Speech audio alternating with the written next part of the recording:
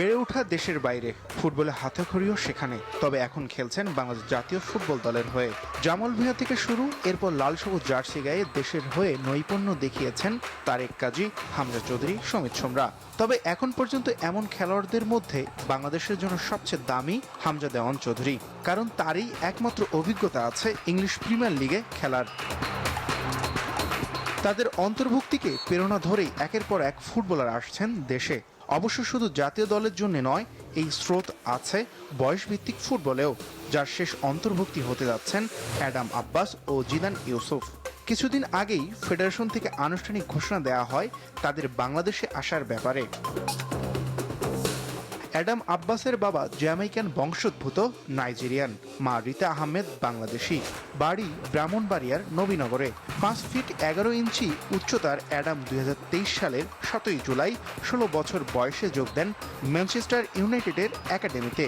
2 বছর পর 2025 সালে ইংলিশ লিগের আর এক ক্লাব বার্নলির অনূর্ধ্ব-18 দলে যোগ দেন অ্যাডাম।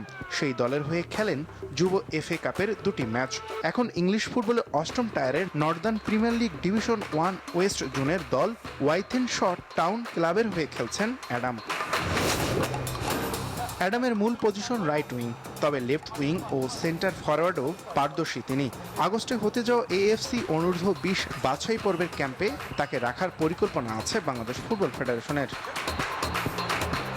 অ্যাডামের মতো ইংল্যান্ডে বেড়ে ওঠা আরেক বাংলাদেশি জিদান ইউসুফকেও বয়সভিত্তিক দলে চায় ফেডারেশন। জিদানের বাবা বাংলাদেশি আর মা মেক্সিকান বংশোদ্ভূত যুক্তরাষ্ট্রের নাগরিক।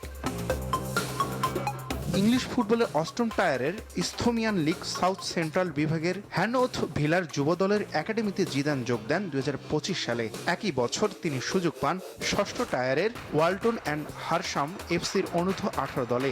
সেই দলের একাদশে খেলেন এখন তিনি। জিদানের মূল পজিশন সেন্টার ব্যাক, তবে মধ্যমাঠের খেলোয়াড় হিসেবেও রাখতে পারেন দারুণ ভূমিকা।